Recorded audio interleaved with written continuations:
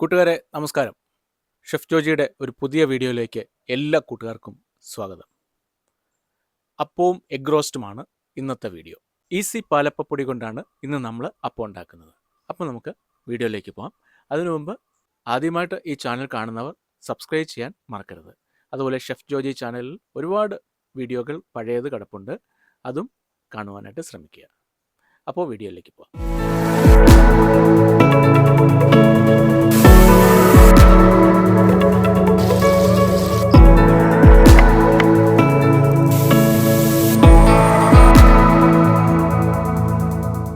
അപ്പത്തിൻ്റെ മാവ് കലക്കി വെക്കുവാനായിട്ട് ഒരു മിക്സിയുടെ ജാർ എടുത്തിട്ടുണ്ട്. അതിലേക്ക് 1/2 കിലോ ഈസി പാലപ്പപ്പൊടി ഇട്ട് കൊടുത്തു. ഇനി ഇതിലേക്ക് ഒരു 4 ടേബിൾ സ്പൂൺ പഞ്ചസാര ചേർത്ത് കൊടുക്കാം. ഇനി ഇതിലേക്ക് 800 ml വെള്ളമാണ് ആവശ്യമുള്ളത്. ഞാൻ ഇതിലേക്ക് ചേർക്കുന്നത് 400 ml തേങ്ങാപ്പാലും 400 ml വെള്ളവുമാണ്.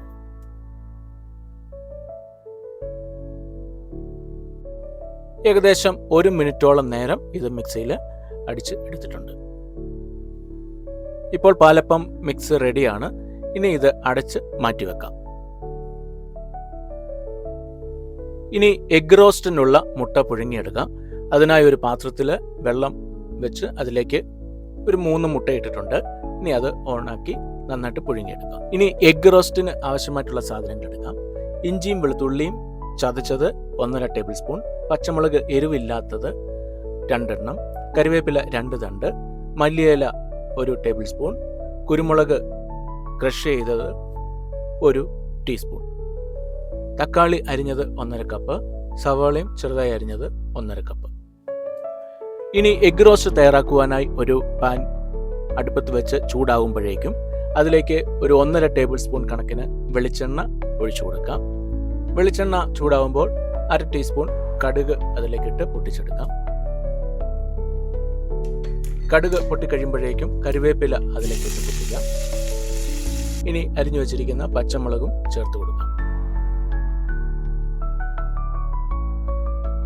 ഇതൊന്ന് ഡ്രൈ ആയതിനു ശേഷം അതിലേക്ക് ഇഞ്ചി വെളുത്തുള്ളി ചതച്ചത് ചേർത്ത് കൊടുക്കാം.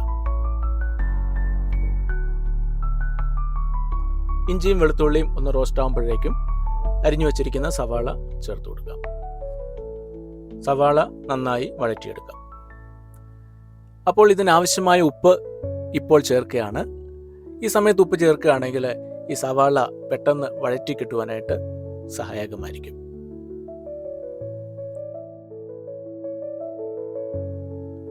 സവാള നന്നായിട്ട് റോസ്റ്റായി കഴിയുമ്പോഴേക്കിനും അതിലേക്ക് അരിഞ്ഞു വെച്ചിരിക്കുന്ന തക്കാളി ചേർത്ത് കൊടുക്കാം. ഇനി തക്കാളിയും സവാളയും കൂടി നന്നായിട്ട് മിക്സ് ചെയ്ത് അതും നല്ല റോസ്റ്റാക്കി എടുക്കാം. ഇപ്പോൾ ഇത് നന്നായി വഴറ്റി കിട്ടിയിട്ടുണ്ട്. ഇനി ഇതിലേക്ക് നമ്മൾ ക്രഷ് ചെയ്ത് വെച്ചിരിക്കുന്ന കുരുമുളക് ചേർത്ത് കൊടുക്കാം. അതോടൊപ്പം തന്നെ 1 ടീസ്പൂൺ ഗരം മസാല, 1/2 ടീസ്പൂൺ മഞ്ഞൾപ്പൊടി, 1 ടീസ്പൂൺ മല്ലിപ്പൊടി, 1 ടീസ്പൂൺ മുളക് പൊടി, ഇത്രയും ചേർത്ത് ഇനി ഇത് നന്നായിട്ടൊന്ന് റോസ്റ്റാക്കി എടുക്കാം. നന്നായി റോസ്റ്റ് ആയിട്ടുണ്ട്. ഇതിലേക്ക് ഒരല്പം വെള്ളം ചേർത്ത് കൊടുക്കാം.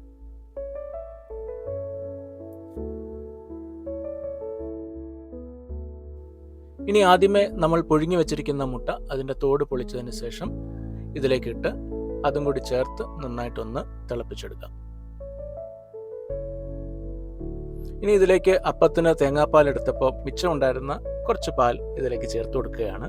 അത് കുറച്ചുകൂടെ എഗ് റോസ്റ്റിന് ടേസ്റ്റ് കിട്ടുവാൻ വേണ്ടി നന്നായിരിക്കും. ഇനി അരിഞ്ഞു വെച്ചിരിക്കുന്ന മല്ലിയിലയും കൂടി ഇതിൽ ചേർത്ത് നന്നായിട്ടൊന്ന് മിക്സ് ചെയ്തതിന് ശേഷം ഇത് മാറ്റിവെക്കാം. ഇപ്പോൾ അപ്പത്തിനുള്ള എഗ് റോസ്റ്റ് റെഡിയായി കഴിഞ്ഞു. അപ്പത്തിൻ്റെ പൊടി മിക്സിയിൽ മിക്സ് ചെയ്ത് വെച്ചിട്ട് ഇപ്പം 2 മണിക്കൂറായി. ഇത് നന്നായിട്ട് പൊങ്ങി വന്നിട്ടുണ്ട്. ഇനി ഇതിലേക്ക് ആവശ്യത്തിനുള്ള ഉപ്പ് ചേർത്ത് നമുക്ക് നന്നായിട്ടൊന്ന് മിക്സ് ചെയ്തെടുക്കാം.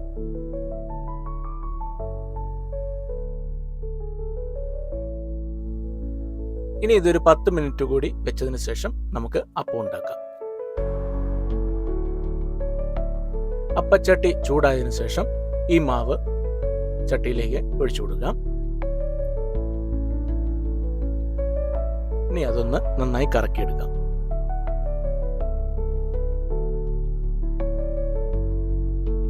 ഓക്കെ, ഇനി ഇത് അടച്ചു വെച്ച് അപ്പം വേവിച്ചെടുക്കാം.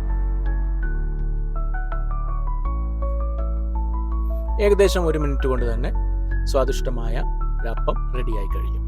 അപ്പോൾ ഇത് അപ്പം തയ്യാറാക്കുമ്പോൾ സ്റ്റൗവിൻ്റെ തീ ഒരു മീഡിയം ഫ്ലെയിമിൽ വെക്കുവാനായിട്ട് ശ്രദ്ധിക്കുക. ഇപ്പോൾ മലയാളികളുടെ ഇഷ്ടവിഭവമായ അപ്പവും എഗ് റോസ്റ്റും ഇവിടെ റെഡിയായി കഴിഞ്ഞു. വളരെ എളുപ്പം തന്നെ ഈസി പാലപ്പപ്പൊടി ഉപയോഗിച്ച് അപ്പവും എഗ് റോസ്റ്റും നമ്മൾ തയ്യാറാക്കി. ഈ വീഡിയോ നിങ്ങൾക്ക് ഇഷ്ടപ്പെട്ടു എന്ന് കരുതുന്നു. ഇഷ്ടപ്പെട്ടുവെങ്കിൽ ലൈക്ക് ചെയ്യാനും ഷെയർ ചെയ്യാനും കമൻറ്റ് ചെയ്യാനും മറക്കരുത്. അപ്പോൾ പുതിയൊരു വീഡിയോയുമായി ഉടൻ തന്നെ വരുന്നതായിരിക്കും. അതുവരേക്കും ബൈ ബൈ.